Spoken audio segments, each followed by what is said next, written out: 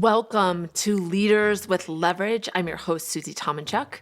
I am uber excited today to welcome a conversation with my dear friend, Lysa Dahlin. Lysa has spent her entire career as a senior leader in HR, all focused on executive leadership. And she has influenced so many people in my circles that are top in their game as well.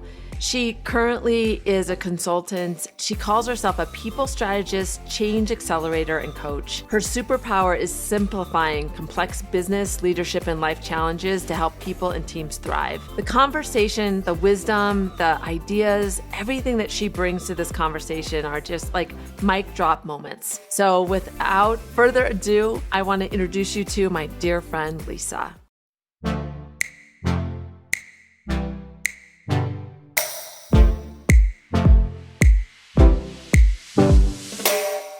Welcome. I'm here today I'm super excited. I always say I'm excited, but I'm even uber excited today because I'm here with my dear friend, Lysa Dahlin, who has a stellar resume of experience behind her. But I want to talk about that. So Lysa, tell the audience just about you and kind of tell us your journey from your kind of like best friend perspective.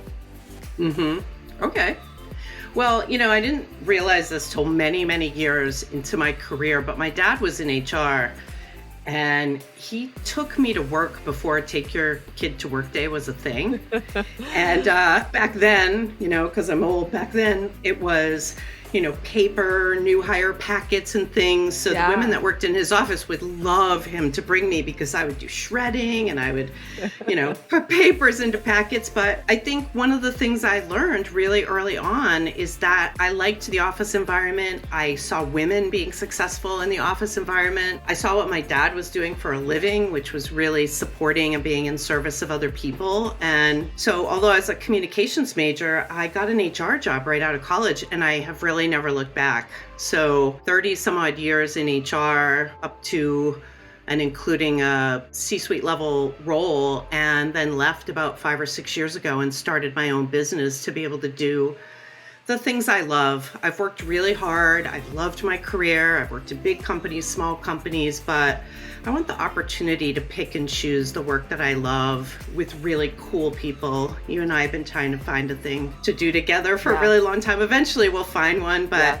the beauty is being able to work with people that you really appreciate and learn from. And I just never stop learning. So that's part of why I like doing my own thing, and it's pretty multifaceted. I do some executive coaching, I do HR consulting, I teach leadership to women, and actually I teach co-ed classes as well now too, but I really especially love women's leadership and helping to share my experience with other women. So I always say I have career FOMO, that in this stage of my career I'm trying to do everything so I don't miss out on any kind of opportunities. So doing a little bit of everything, but I'm so excited to be here with you and to talk about leadership. It's my favorite topic. Yes. And you have, we have a lot of friends in similar circles, and you've had such an impact on them. I can't tell you how many people who are themselves in very senior roles that you had an impact on through their journey. How does it feel to have that kind of impact? And was that your intention? Maybe indirectly it was my intention. I've always been a service person. I always get tremendous satisfaction from helping to lift other people. So from the time I was young, even in college, I was a host for the college. I was a peer advisor. I mean, if I look back now, I was the one, even in my friend group when I was younger, who kept everybody connected and wrote letters. And, for me, being of service and nurturing relationships are two things that really just bring me joy. So, and learning, I'd say, is the third. And so the more people you put in your orbit, the more you learn. But I get great reward from helping people to see possibility that they maybe didn't get to see themselves. So it's humbling to hear people say that. From time to time, people will call me and say, oh, this just happened and I attribute it to you. And I think it's really just, I look at myself as a catalyst. I'm not an expert. I'm not better at anything that I advise on than a lot of other people, but I am a really good catalyst. And that combined with my ability to, nurture my relationships really helps me help people.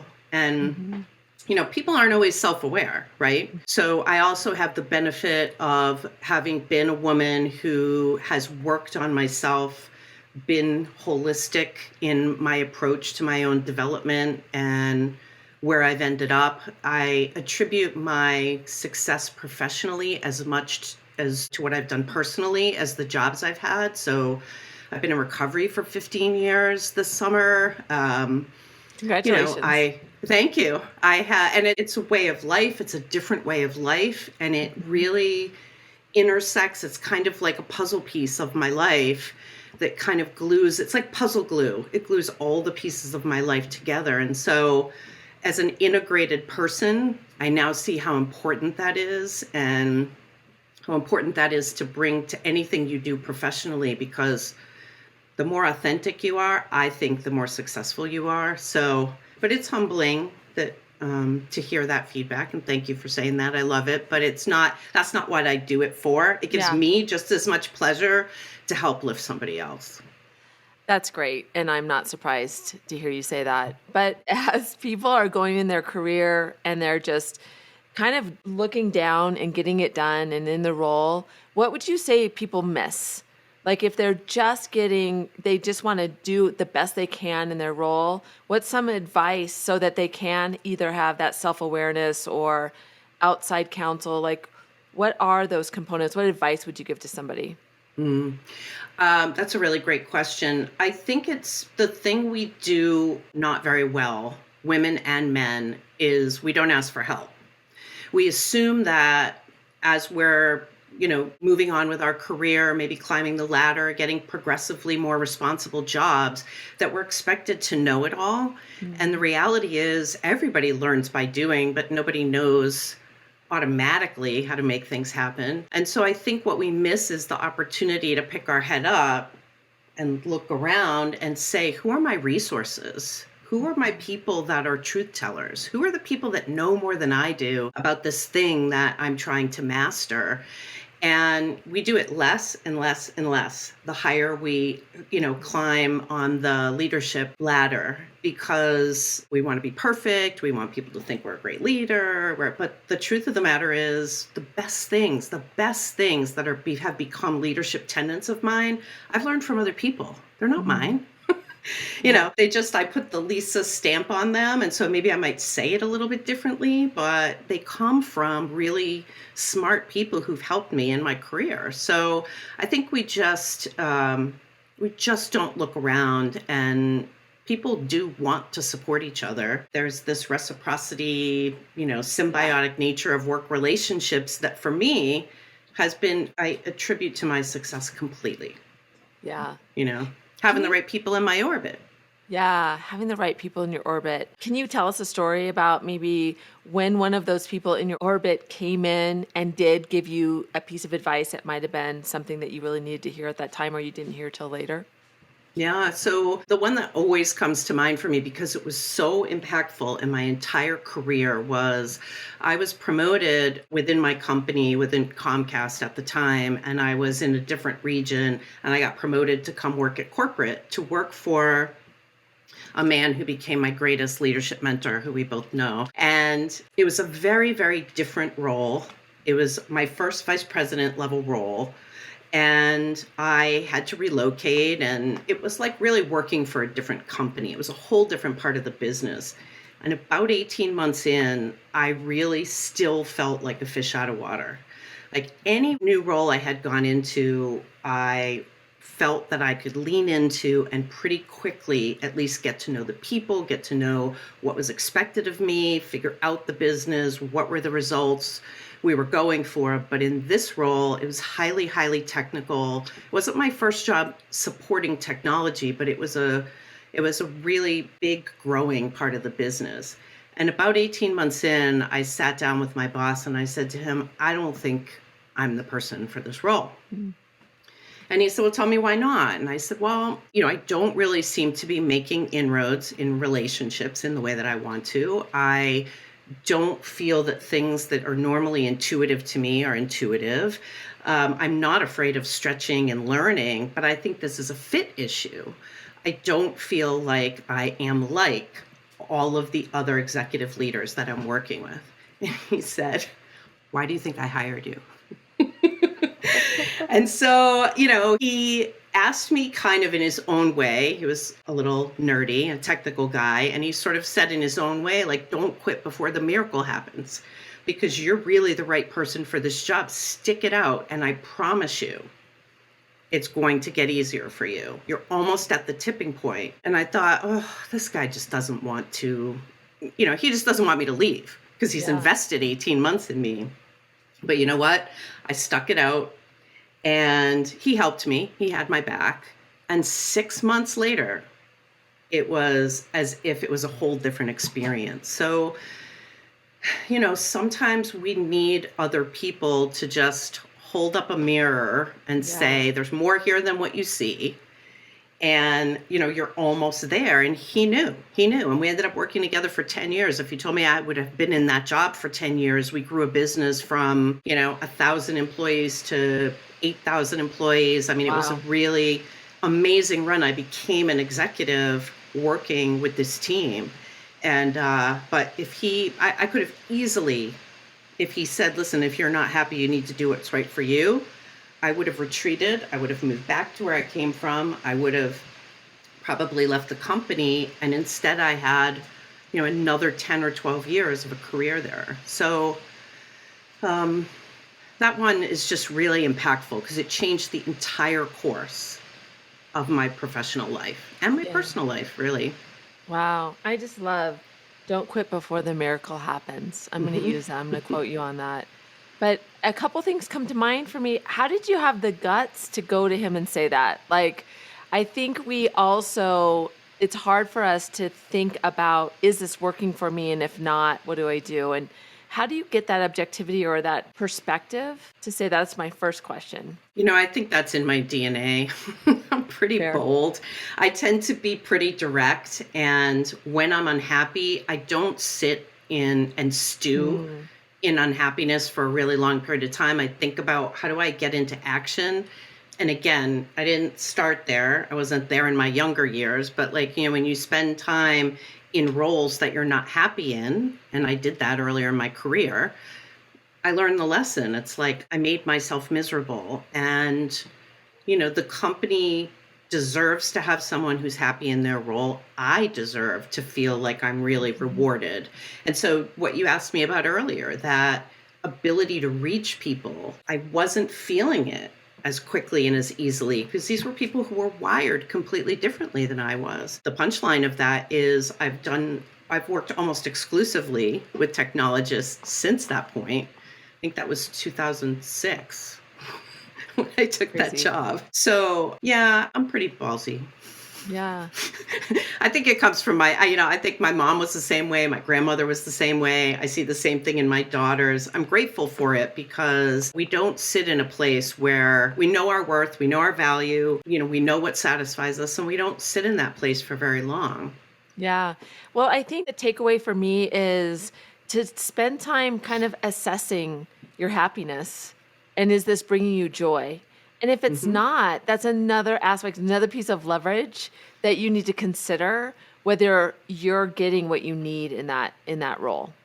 Yeah, I mean, what comes to mind, not to be trite about it, but I remember hearing Oprah speak at a conference years ago. And it was when she had the show and she had the magazine and she was producing films. And somebody from the audience said to her, how do you manage to do all of this? And she said, it's not work. I love what I do. And so it's my life. And that has stuck with me. That was probably 20 years ago that I heard her say that. And it stuck with me. And so I aspire, we all have to do things we don't love.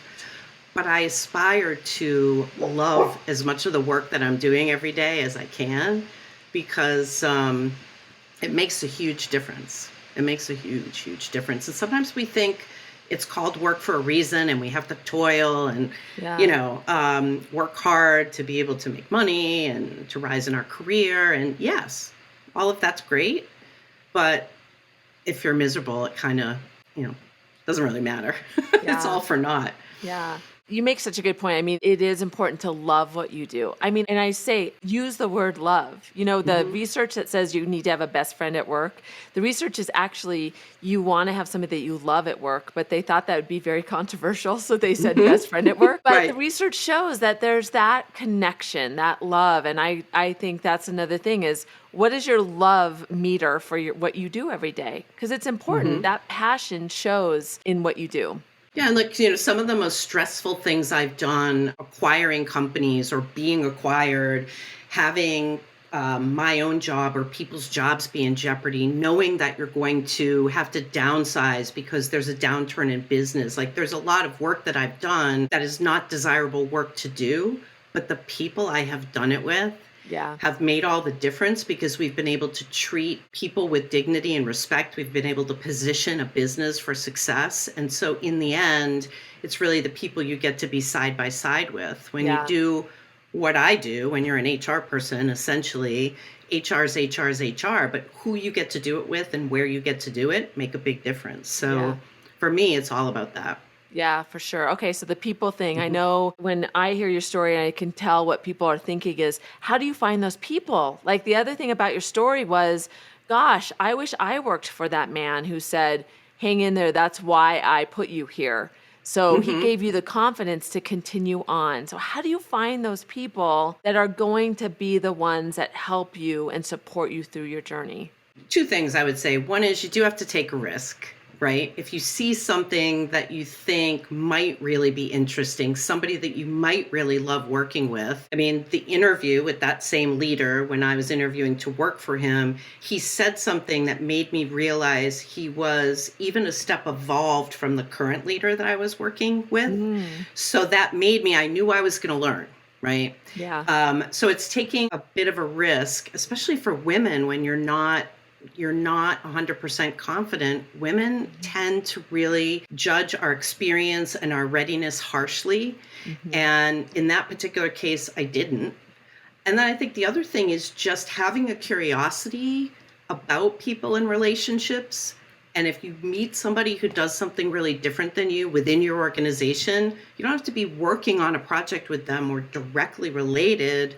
I would invite people to go to lunch and just sit and, talk to them. So I think, not everybody's your person, but you only meet your person by, as I said earlier, putting people in your orbit, right? And it has to be new people because we go and default to those people we already have relationships with that we're comfortable with, or people that look like us. And Hmm. so we know we'll feel comfortable with them. But putting myself in the orbit or people in my orbit who are really different than me has always really helped me grow and think differently. So as I said, some of those technologists, I don't work with them. I haven't worked with them in years, but we have a group chat and we share everything that's important and Yeah. funny and silly. And it's like these people I consider to be friends, but I would have never gravitated to them if I didn't push myself to say, wow, this person thinks very differently than me. Maybe Yeah. I ought to see what they have to offer. Yeah. It's like you're investing in the relationships so that in those moments where you need guidance or help or advice, you have that leverage to call on or think about who might be the right fit for what you need in that moment. So it's worth the Hmm. investment. It's an inclusion thing, right? It's the same Yeah. reason we say for businesses, diversity and inclusion is a good thing because the more go-to people you have, the more people you have that think differently with different experience and worldviews, the better off you are. Well, guess what? The more people you have in your village Hmm. who are, diverse and different than you, the more a chance you have to come to the best decision. So I'm really grateful that I am a relationship person. I guess we should say, because there probably are people who are listening who are painfully introverted. As you can tell, I'm a 30 Myers-Briggs extrovert. So if you're really introverted and that's how you're wired, it may be that you set a goal for yourself. Just this Hmm. month, I'm going to meet one new person. I'm going to go to lunch with one new person. I'm going to have coffee with one new person. I probably do that every week. But if that's not you, you're not going to be comfortable doing that. So we got to put ourselves out a little bit, but you have to do it in your own way. I do it in the very extroverted way. I'm the person who sits next to you on the plane. And if you make eye contact with me, you're toast. Because I'm going to start talking to you about what you do for a living and whether you like it. And I'm going to ask you personal questions. And so don't make eye contact with me if you sit next to me. That's so funny. So people are now warned. Well, I read body language. I'm not insufferable, but yeah, I mean, if somebody likes to talk, I've been known to talk for an entire, trip from the East Coast to the West Coast. I have a friend who's a psychologist who used to work for the New York Police Department, and she says when she gets on the plane, she tells everybody she's a vacuum cleaner salesperson, which it's so funny. Like, who knew there was one? She goes, that stops them in their tracks. So there you go. There's your advice if you ever see Lysa coming on the plane. But I think you would probably still have a conversation with a very interesting conversation with a vacuum salesperson. At the very least, I would say, hello, it's nice to meet you. My name is Lysa. They'll at least know my name before they leave. But yeah, sometimes people don't want to talk. But now you're going to make we're making everybody who sees me on a plane really nervous that they're going to. Hey, listen, me and you we come from the same thing. We would talk the entire time. So I'm with you on that one. For sure.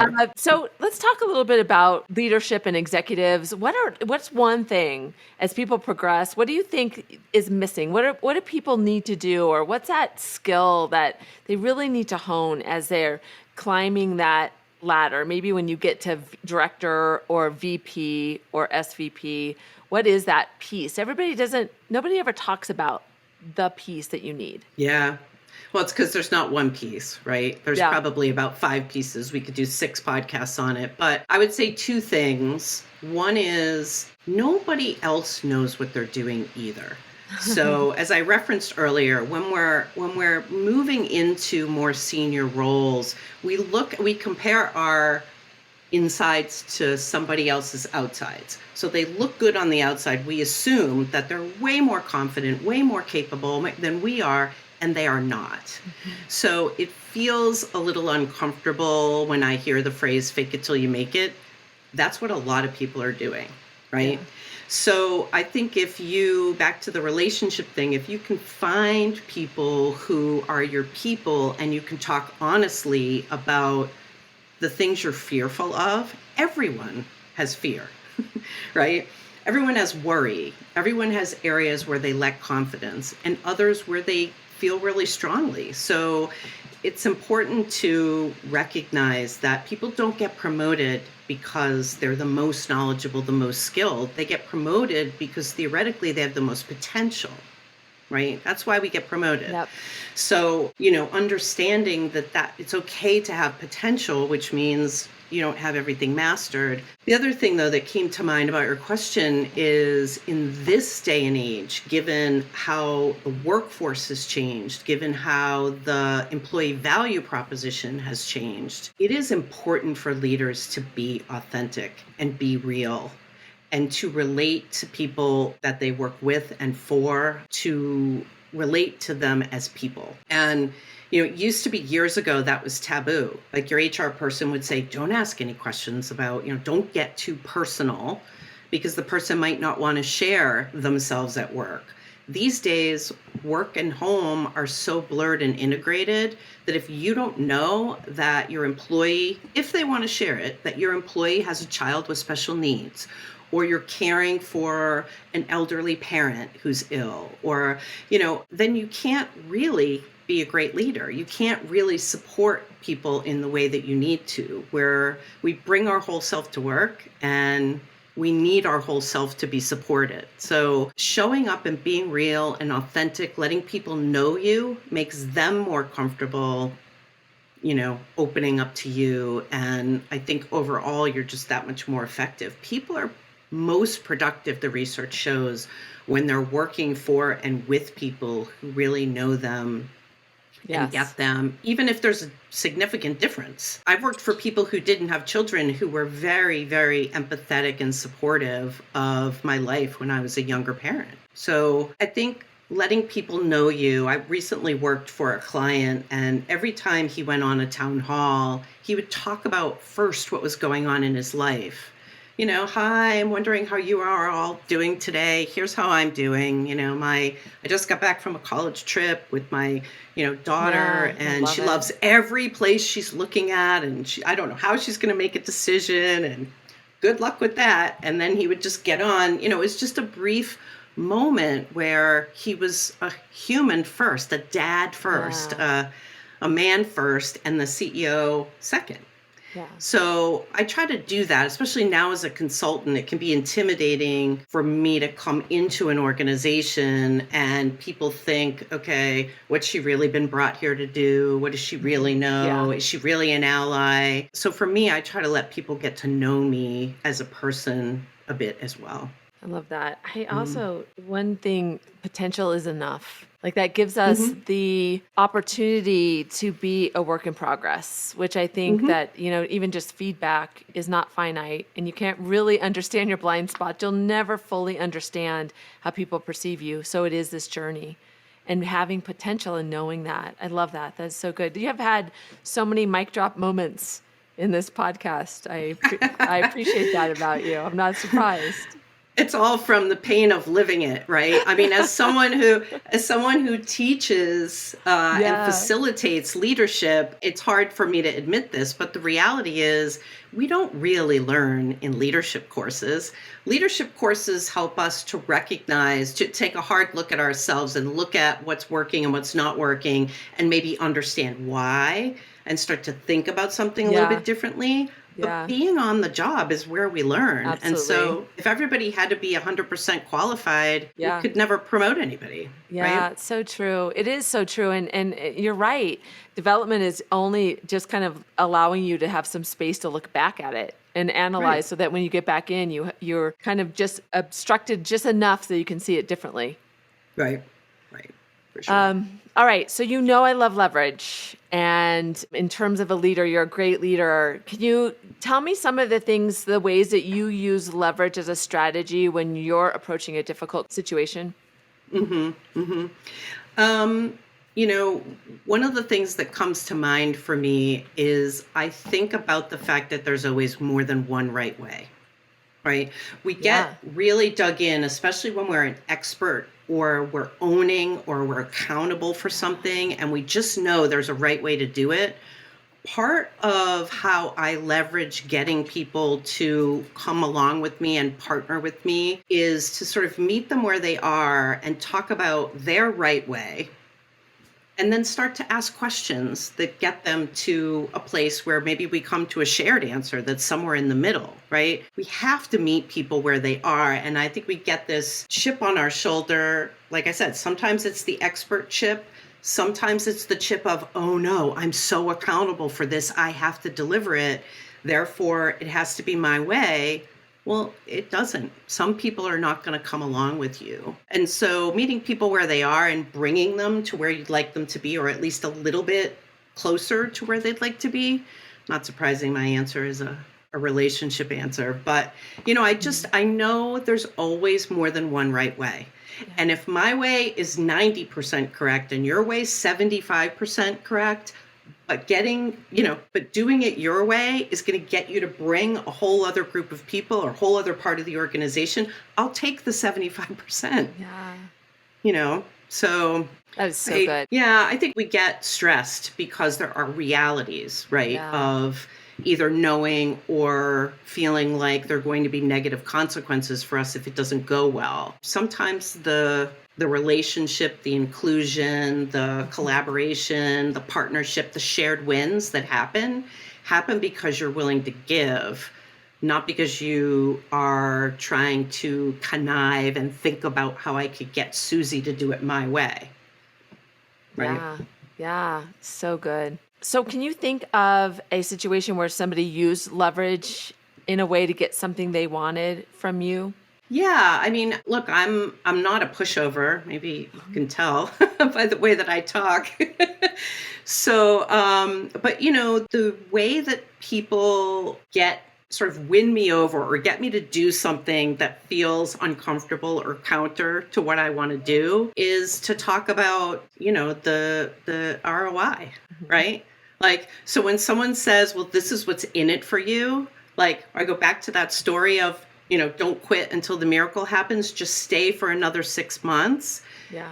Here's what it's going to do for you, is what he said to me. He also took me out to dinner and bought me sushi, which is my favorite meal. And when he had this conversation, and so feeding me is really easy. I'm an easy person to leverage because if you feed me,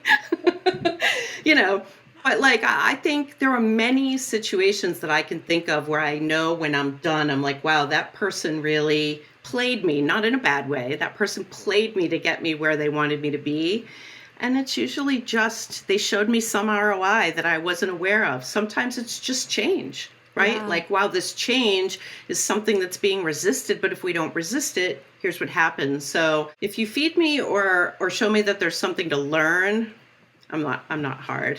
Yeah. I don't have any good stories like that because I just always love to learn. And so if it's something new that I haven't experienced before, chances are I'm going to lean in. Yeah.